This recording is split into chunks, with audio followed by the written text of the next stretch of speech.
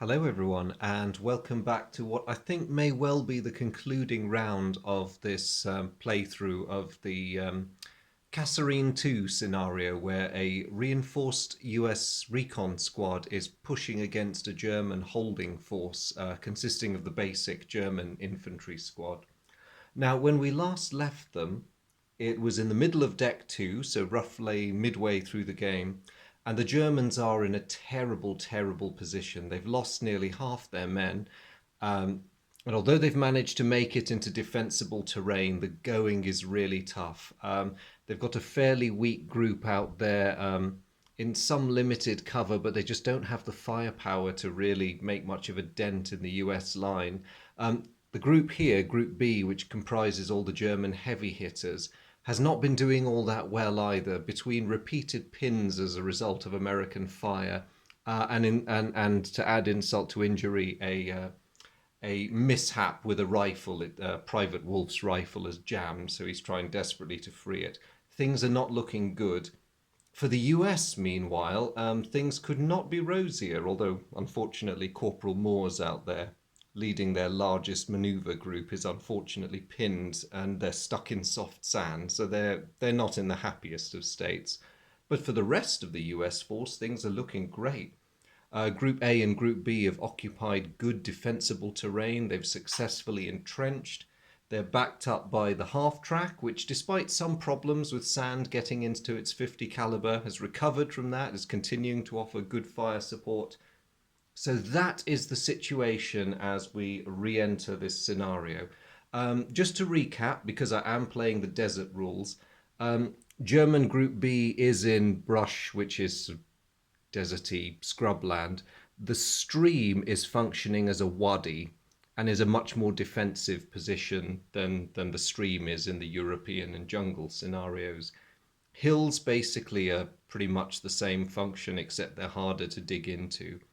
The woods over there represents an oasis, and as I said earlier, the marsh on Group D over there is soft sand. So picking up on the US turn, they have some good options here. The buildings, of course, represents an escarpment, so that is really good terrain to get yourself into. They also need to try and do something about that squad over there. So they they have an impossibly high firing card, which they would love to make use of, but they just have they don't have the proximity to enable them to develop that amount of firepower in order to throw this card at the Germans. That a card of that strength is very often a battle winning card, but they have to get there to be able to use it. So I'm thinking it might be an idea, because of their advantageous position, to try pushing forward the US scouting. I'm using them as a scouting group, those two weak men, and as they've got good cover from the oasis, I'm going to chuck them forward from that. So they lose their entrenchment because they're moving forward, but they're still reasonably well covered. Nothing really for Group B to do at the moment. Nothing really for the half track to do either. Over here, I will play that card to rally Corporal Moores and just get him back in charge of his little subgroup of men. And that will end the American turn. They draw 3 cards. More choices of terrain there, that's good. Ooh, another insanely powerful firing card, but same high cost in order to fire it.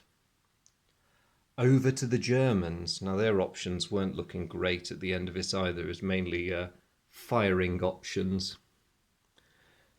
So moving forward now puts the US Group A at relative range 5 to both the German groups. So we're almost within knifing distance here. So that group develops a firepower of 6 now, which is all right. It enables them to fire that card. I think in the interests of keeping US forces at arm's length, they will fire at their opposite numbers. So fire strength of 1, +1 for the movement card is 2, -2 for the cover offered by the oasis brings it back to 0. So let's see what happens. Okay, Private Smith has been pinned. What about Private Burke? Private Burke is fine. What else can the Germans do? Now, at relative range 4, if we ignore Private Wolf with his broken rifle, they've got 8 fire strength points, which is not enough to use any of these cards, annoyingly for them. However, if they target the oncoming small group of men, and I was being a bit cold-blooded, I was hoping to use them as a bit of a fire magnet and hope the Germans take the bait.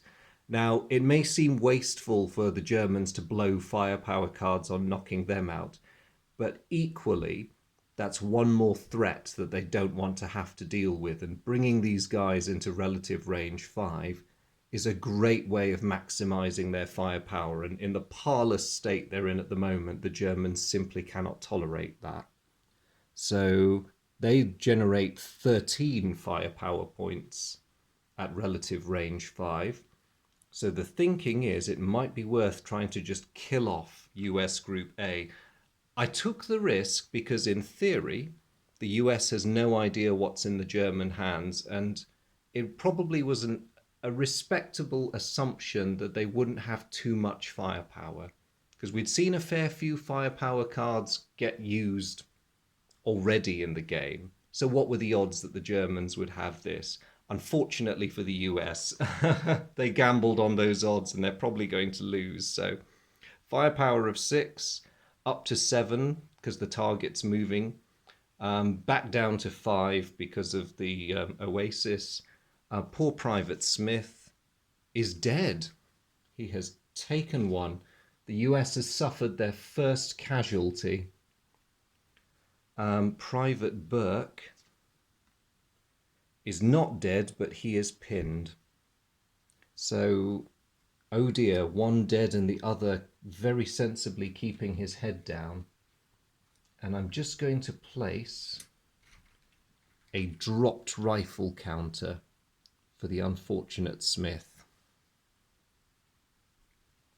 So that ends the German turn. They're not going to discard because at the ranges we're getting into, those firing cards are going to be very useful to them. That's not too bad. They've got a rally option there, but a piece of terrain they can't really use right now. Back to the US. Oh dear, this was not quite how we saw this one going down. We poked our small scouting group's head up over the parapet and we paid for it. So Private Burke is going to dive into the safety of that escarpment, loses him the option of retrieving Smith's rifle, but I don't think he's too bothered about that at the moment. In the meantime, we can't do an awful lot more still. That's rather irritating. 11. No, I think the US will have to do some discarding next turn in order to get more options. That's good for the Germans. It gives them a bit of a breather. Now, ordinarily at that distance, both sides would be considering the option of infiltration in the interests of getting a better shot. The Germans are not going to risk it this turn because infiltration without the use of a movement card runs the risk of pinning those attempting to do it. And their squad is a bit too ropey to risk that at the moment. Similarly, they don't really want the risk of close combat because that is very chancy. And if they had the numbers and the advantage, then maybe yes, but at the moment, no. So they will simply try to entrench, and they do not succeed. German Group B is going to attempt to fire, and they can put out that very respectable fire card at relative range 5. So they're going to try and wipe out that annoying, lingering US presence so close to them. So firepower of 4, -2 for the escarpment. Whew. Private Burke survives. His panic level was 3, so although there's a ton of fire coming his way from 3 very determined German soldiers, he is keeping it together and he's not going to run screaming out of that situation. So the German card draw gives them some good terrain, but that's their options out at the moment. As for the US, well, we have a surfeit of rally cards. As the US player, there's still an entire deck and a half to go, so I'm willing to be patient, not take any unnecessary risks. So I'm going to spend that card to rally Burke. We have managed to get him into a fairly strong position, and it's going to be a very annoying business for the Germans to try and winkle him out of it. Unfortunately, other than that, there's not a huge amount that I can really do. That is the problem when you try to do anything with a normal American squad. If any of your groups takes an action, you can't discard. And you can't entrench in soft sand either, so that group's not having a terribly good time of it either. So, okay, I will just draw my 2 cards and that's what we want. Solution presents itself. Over to the Germans. Not brilliant options, so they are going to attempt to entrench their Group A. Again, not successful. And their Group B is going to attempt another shot at. They're going to try and take out the unfortunate Private Burke. So firepower of 4, -2 for the escarpment again. 5. Well, they pin him, but that doesn't necessarily mean they've got rid of him. And again, that's it, really. They do want that terrain, because if they do get a chance to advance to relative range for the... Having said that, it looks like they've got a surfeit of riches in that department now. Back to the United States. Well, just to be really annoying, because I have tons of rally cards in hand for the US, they're going to play another of those rally 3 cards. Great way of taunting their opposite numbers. And Burke, despite a bit of a scare, is ready for action again. Now, I think we really need to try and get the US maneuver group going again. The other US groups are sitting fairly pretty where they are, so if the Germans decide they're going to prove too tough a nut to crack, I'm just going to order an advance in this direction. Incidentally, this is risky because although there's a penalty for shooting at that distance with a group that's somewhat removed from you, they are effectively at relative range 5. So if the bullets fly, it could get messy. The US has that brush card, and they just hope that the Germans have expended most of their fire in that direction and don't have anything left, or perhaps only a minimal amount to deal with that. It all depends on how wily the opposition has been. But even if things do go badly, if we don't, as long as nobody dies, there is that rally 4 card in hand. So the US player has cause to feel relatively confident. Okay, more movement cards, that's good. Great for keeping the pressure up. The Germans are feeling the pinch a bit. If they want to use that card, Private Wolf is going to have to fix his rifle. So their options are really, really limited. Group A is going to try to entrench. They do not succeed. Private Wolf is going to try and fix his rifle, and he does. German Group B is back up to full firepower, but they can't employ it this turn. They are... tricky, very tricky. They'll discard the wall card, but they're not going to discard it on the US group, because the last thing they want to do is give them defensible terrain. So, that could come in handy. back to the US, I think it is time Private Burke started proving his worth in his forward position. So he is going to shoot at his opposite numbers over there. At this distance, he's got enough firepower to use this card, which is pretty good for one man on his own. So firepower of 2. It's reduced to 1 because they're in the brush. Reduced to 0 by the concealment card. The Germans really do not want to lose any more men at this point. So let's see what happens to Private Beck. Nothing. What about Private Wallach? Nothing. Okay, good effort, Burke, good effort, but not quite enough to deter the two Germans directly opposite you. But it's not over yet because, again in the interests of maintaining pressure, despite the great position they occupy on the hill, I think the time has come to order the slightly weaker American firebase forward. You see what I'm doing? I'm taking a huge risk with my infantry, but I'm also hoping to saturate the German defences. And hopefully they've used up enough of their firing cards. Technically, I don't know. We shall see. Nothing I can really get the half-track to do. And with a huge sigh of relief, Group D is going to find a nice bit of brush, scrub, whatever, stunted plants, cacti, throw themselves behind it, or at least glean as much cover as you can from terrain like that. Ooh, just in time to receive some rather nice cards. The Almighty is clearly an American today. Right. Okay, the Germans will be shooting, no doubt, but to begin with, that rather spirited attack by Private Burke has convinced those two they really need to try and dig in. They still don't manage it. So,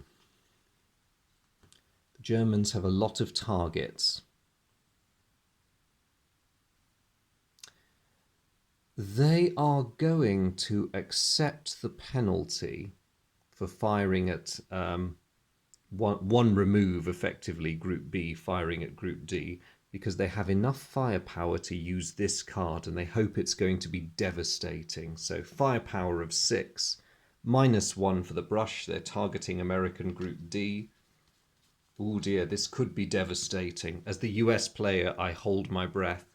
Corporal Moores is pinned. Okay, that could have been worse. Oh, actually, wait. No, he's not. He is not pinned. I forgot about my own cover. That was silly. In fact, it's worse than that for the Germans because firing at 1 remove, let me just run through this properly, reduces their firepower from 6 to 5. The brush reduces it further to 4, so with a -3, that was only a 1 on Corporal Moores. He's not bothered in the slightest. Private McElroy is a bit more bothered. He's pinned. Private Fratali is pinned as well. Okay, I can feel my cockiness ebbing away now. Private Anderson. Ooh, that was close. He is pinned. He was darn near killed by that. And lastly, Private Greenwood is also pinned. So that was a very respectable burst of shooting from the German side.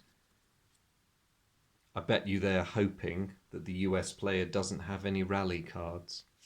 I look forward to disappointing them on that score. But of course, they're well set up for next turn with more firing cards.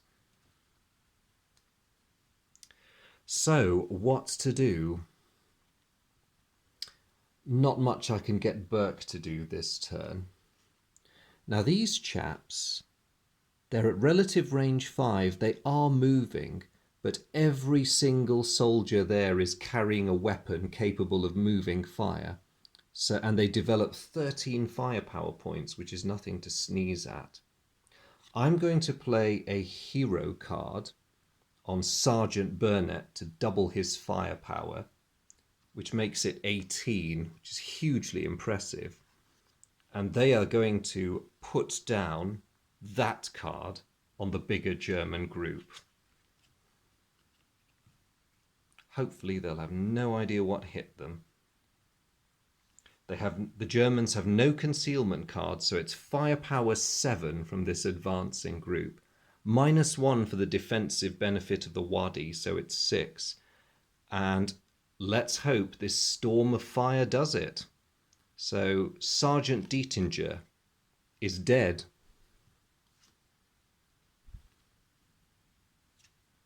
Corporal Hessel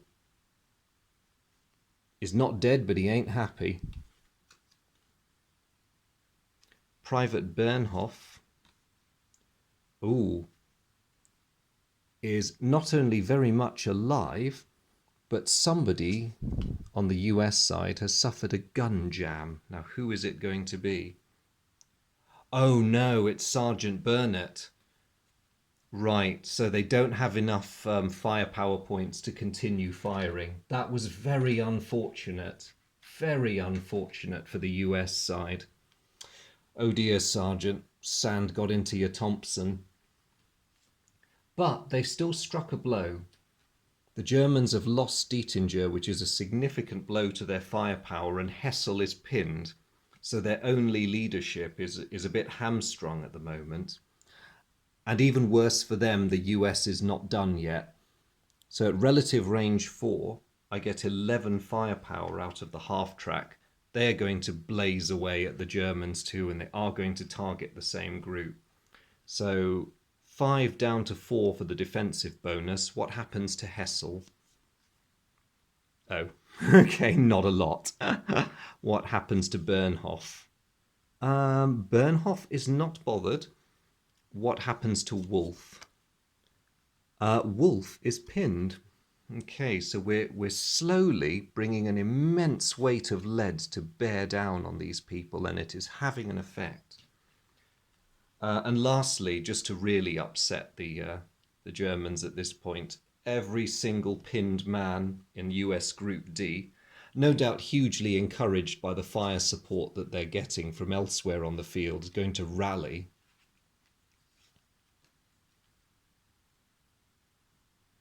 So won't be able to get anything out of them this turn, but we're beautifully set up for next turn. Hopefully the Germans... Oh, sorry, wrong pile. Hopefully the Germans will have to spend the next turn recovering. And that will allow the Americans to keep the pressure on and finally break through. Okay, good set of cards, like it. Over to the increasingly desperate Germans. They are really stuck now. That group has nowhere near enough firepower to use either of those cards, so the only thing they can do is, in some desperation, try and improve their cover, which they fail to do. And the Germans only have a single rally card, rally in one individual. There's really no choice about this. They have to get Corporal Hessel back up on his feet and in charge of things here.